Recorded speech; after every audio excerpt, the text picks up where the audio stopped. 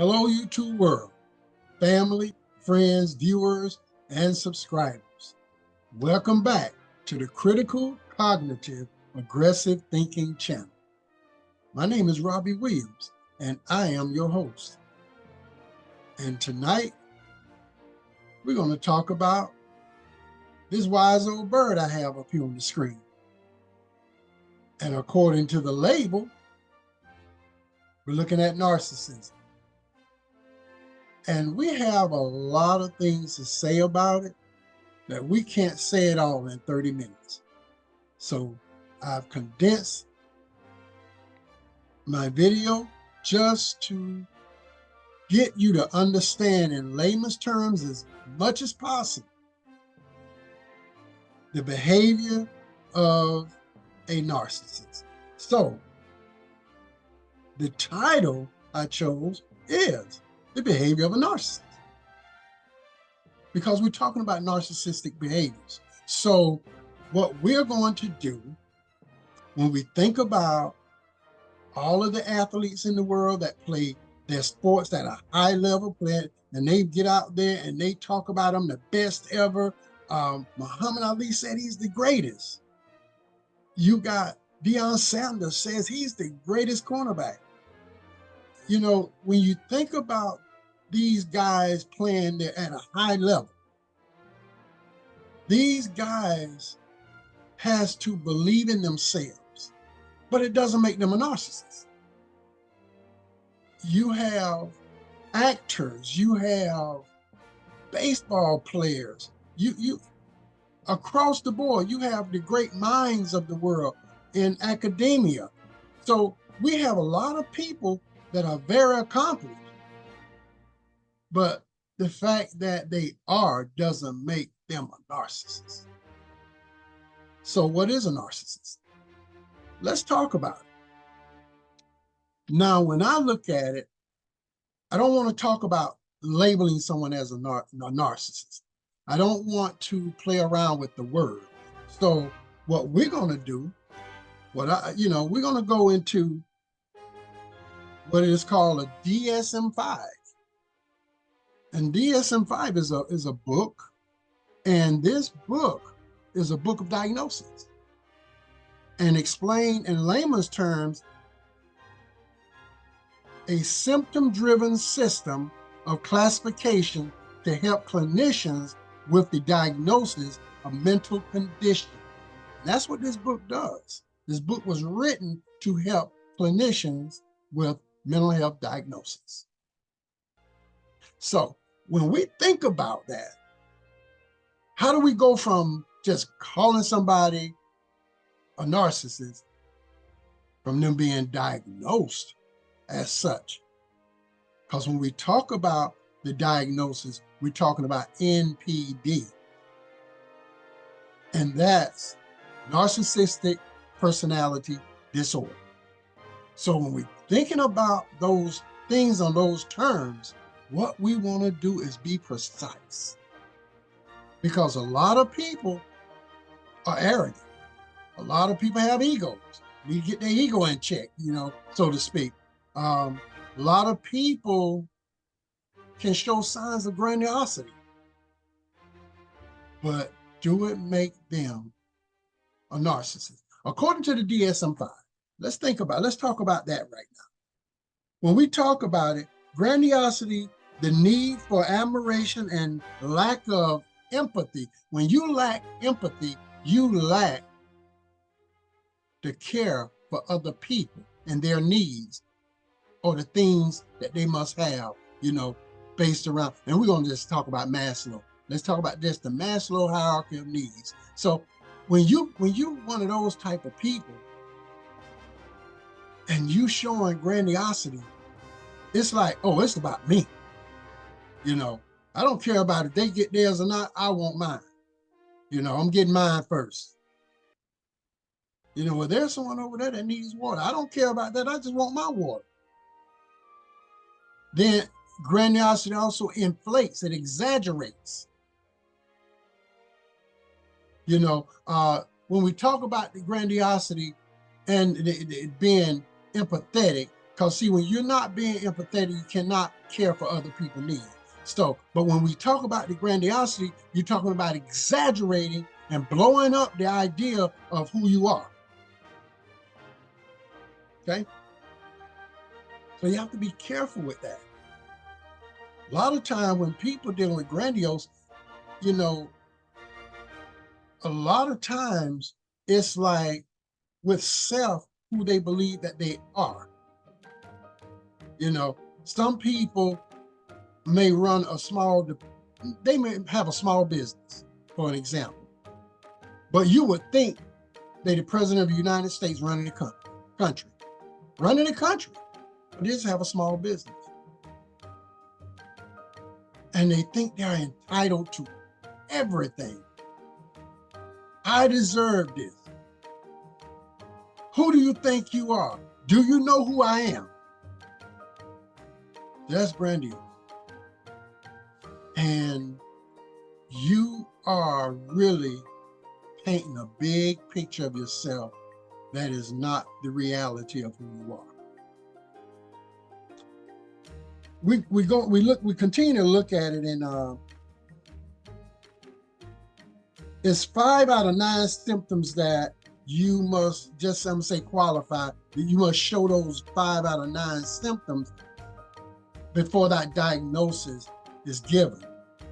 And we're talking about grandiosity, the fantasies of unlimited power and success, sees self as special and only associate with others of high status. It's about your needs,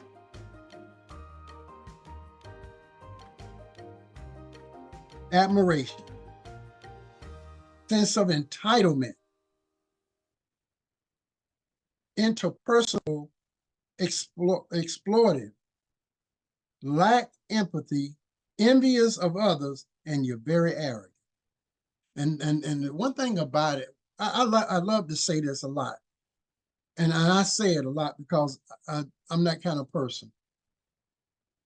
If somebody else has it, I want my own. I don't want what somebody else have. I don't, from a house all the way to a car to a woman. I don't want what they have. I want my own. I'm not envious of them. I don't see them with something to say, I want that. I want my own. I work for it. You know, I don't have that sense of entitlement to where I got to have that. You see, when we talk about a narcissist, he or she is an individual characterized by an exaggerated perception of their self, a tendency towards grandiosity, and a deficiency in empathy. They often crave admiration and special treatment, and they may act superior, arrogant, or entitled. The narcissistic personality disorder is not something that you want to play around with, or it's a joke. You see what I'm saying? Some people love to like make things out of a joke. This is not a joke. This is serious. Just like the wise owl up there, and he just carrying on because he know everything. He know more than anyone, and that's that narcissistic trait where I know everything. Come talk. I know everything. Let me tell you.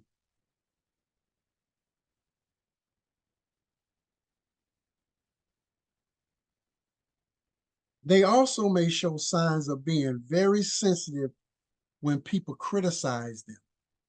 They're sensitive to criticism. They take it as an insult. You know, who are you to tell me?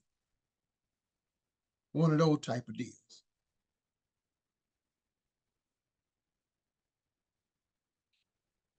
Narcissism can be a trait or a personality disorder depending on the severity and frequency of the behaviors.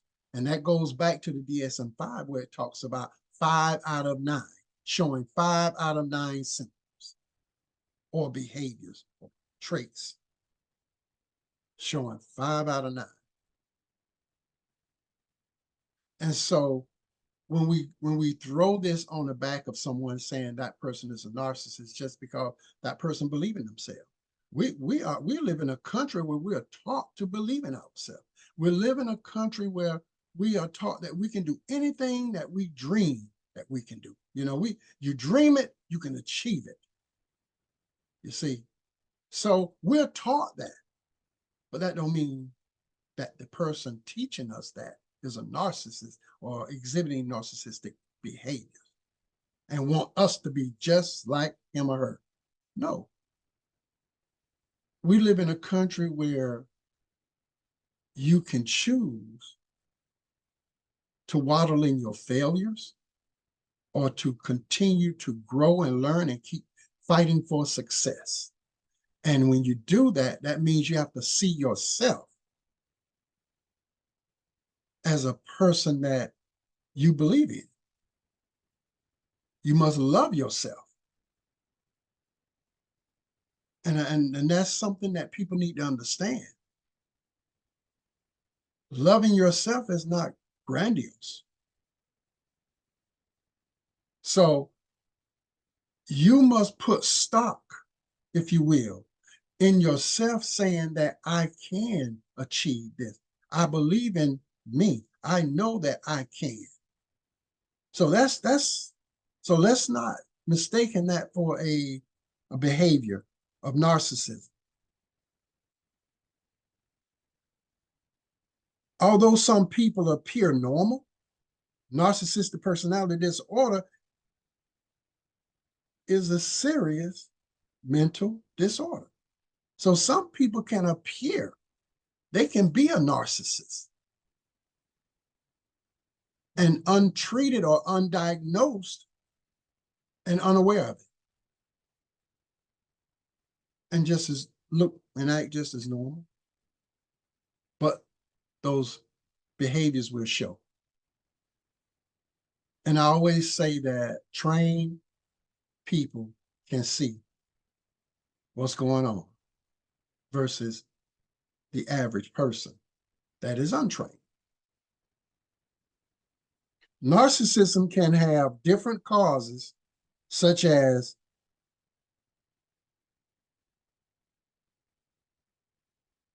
genetics, environment, or brain structure, and it can affect various aspects of your life, your personal life, your relationship, your work life.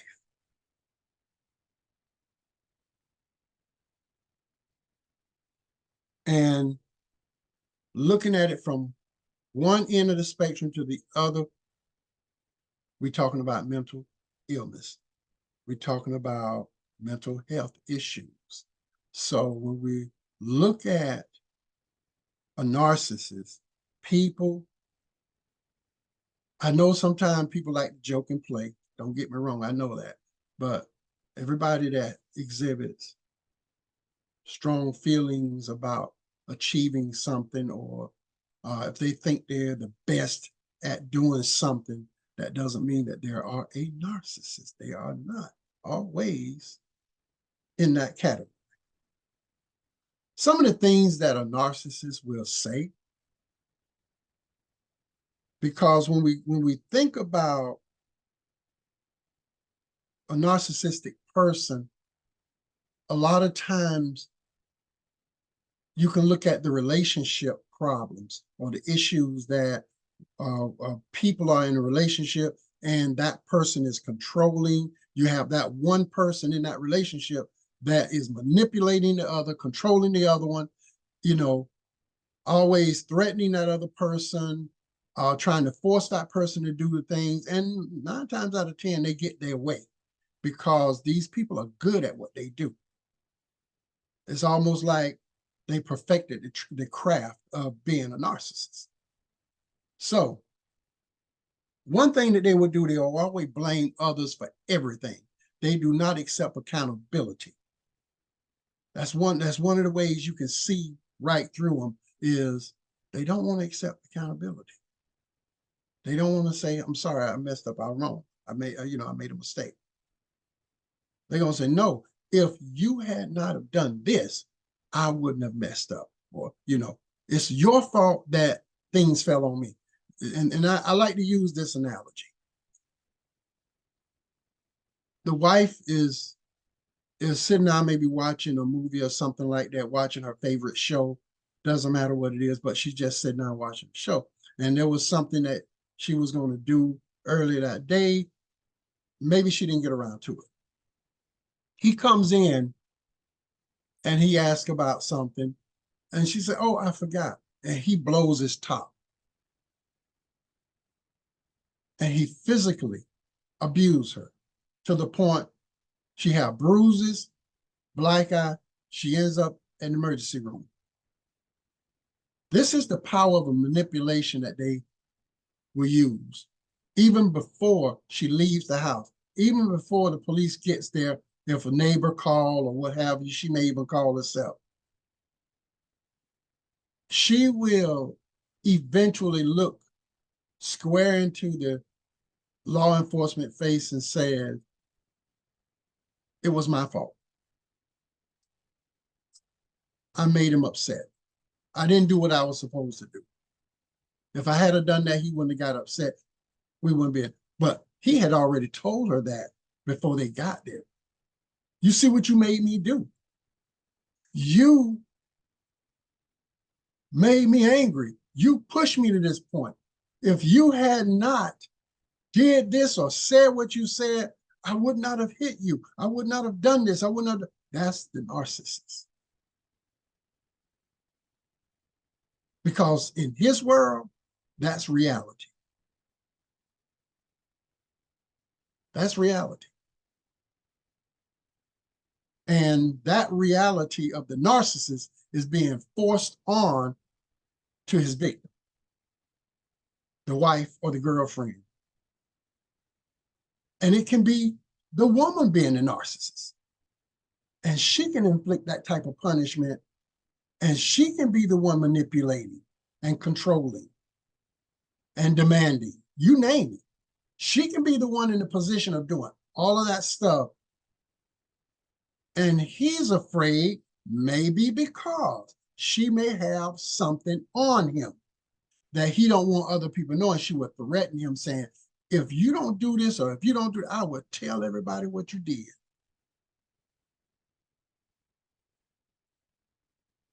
And he's stuck. He may feel that. He can't come out of it.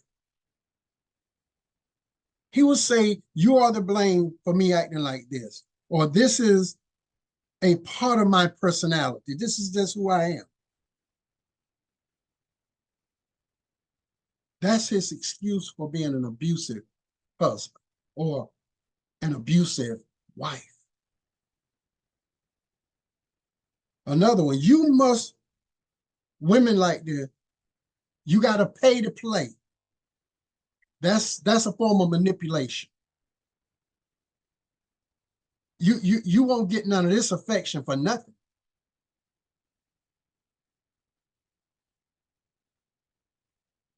Oh, you want to be my friend, friends with benefits. No money, no honey.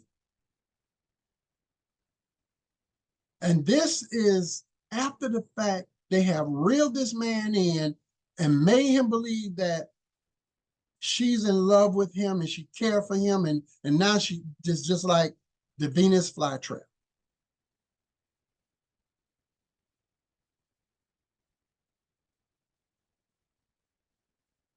And then there are men that do that. You have to earn it. Especially people the ones that earn more money or have a better lifestyle, they use that lifestyle against the other person. They use the fact that they're doing so much better, they're more successful. They use it.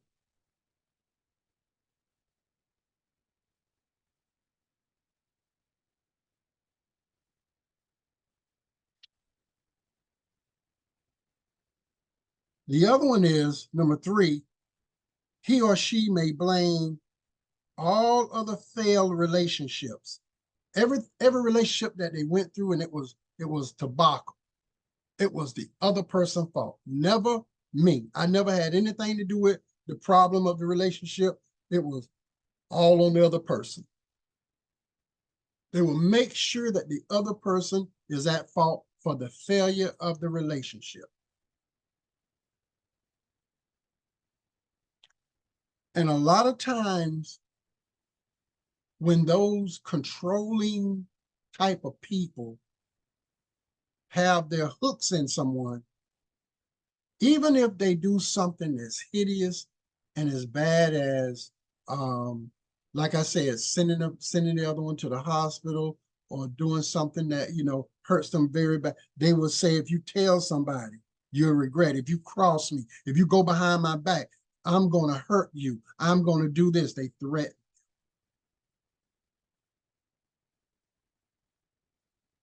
Another thing about the narcissistic behavior is they know how to divert and block conversations that they don't want to deal with.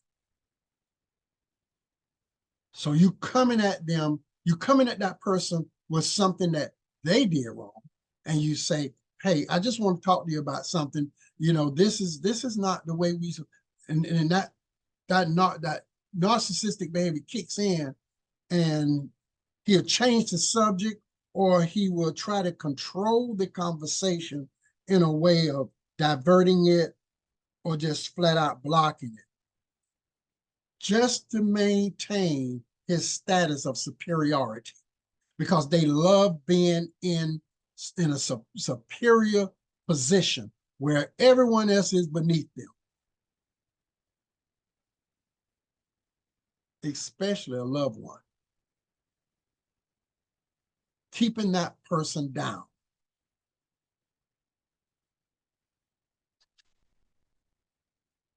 Through all of that, they will resort to gaslighting. And I can think back on a conversation I had with a friend of mine, and we were talking about gaslighting. And it was a very interesting subject. You know, we really delve into it. And that's another reason why I wanted this topic, because I want to talk about gaslighting. Gaslighting is a kind of psychological manipulation characterized by subtle and intricate brainwashing. And that's what happens to those relationships when that narcissist have control of that spouse or girlfriend or boyfriend, you name it, is there. What happens is they keep saying these things over. You're the reason why. It's your fault. You can't never do anything right. You always messing things up for us. You're doing this, you're doing that, blah, blah, blah. It just goes on and on and on and on until, just like I say, when the authorities get involved, the first thing she would say, no, I'm sorry. I didn't mean to call it. There's nothing wrong. And they're looking at her face. Clearly something wrong. But they can't do anything if she's saying, no, I walked into the door. I hit myself with this, or I failed.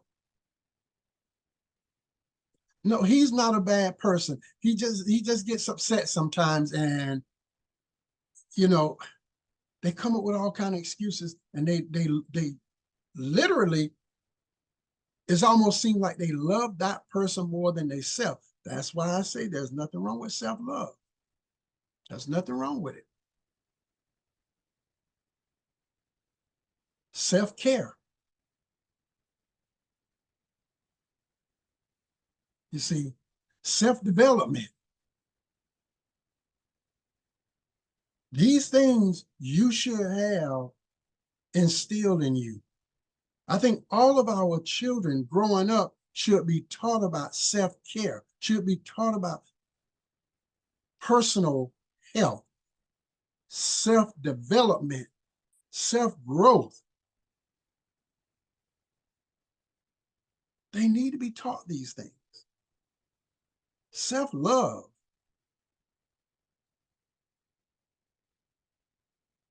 Because we as individuals, we are important individually. We are important.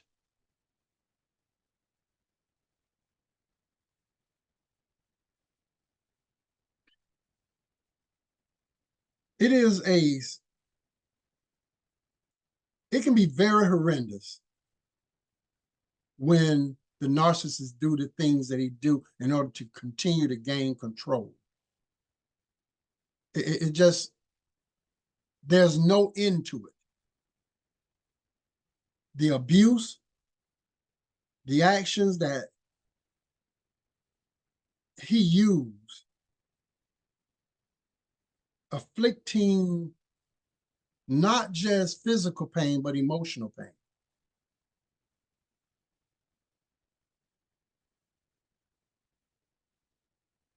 Men and women out there in YouTube world, Facebook, you name it. When you see this video, take this as an important message to understand that you are important as an individual. And you don't need validation from your spouse, or from your boyfriend or girlfriend, or you name it. You don't need that validation, because a narcissist will invalidate you. Everything that you thinking positive about yourself, he will or she will tear it down, because he wants to control you, because she wants to control you, manipulate you, keep you under their feet. You can't do anything without them, not even go to the mailbox. It's a travesty.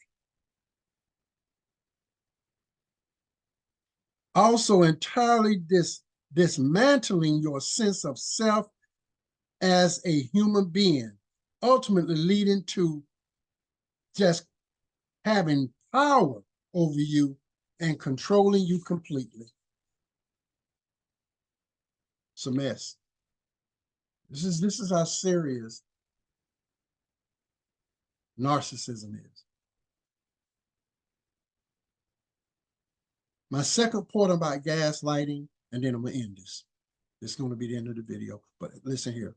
Don't forget to like, subscribe, share this video. Let's get people involved with learning more about narcissism.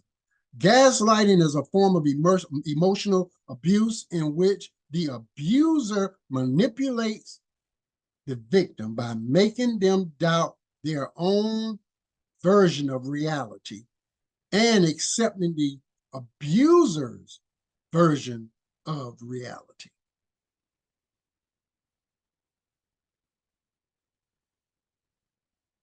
Invalidating that person,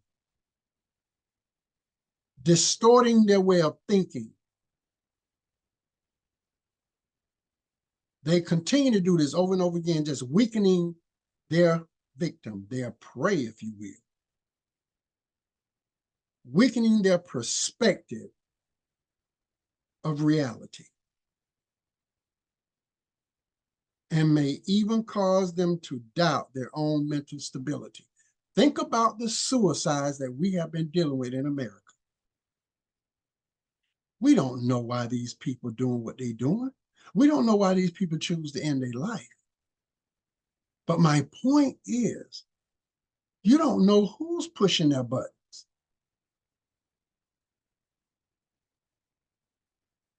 And another thing, stop telling people it's okay to be by yourself. Yes, it is, but there's a limit to everything. Don't push people into isolation. I hate when I hear that.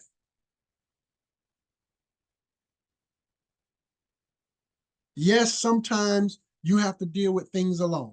Yes, sometimes you have to go and regroup alone. Yes, but always have a few people that you can go and put your time around. So I'm talking about good people that's giving you good feedback, good energy, so that You can always check yourself. You know where you are. My good people out there in YouTube world, Facebook, Instagram, my subscribers, my viewers, thank you for tuning in. This is what we're talking about. Narcissism.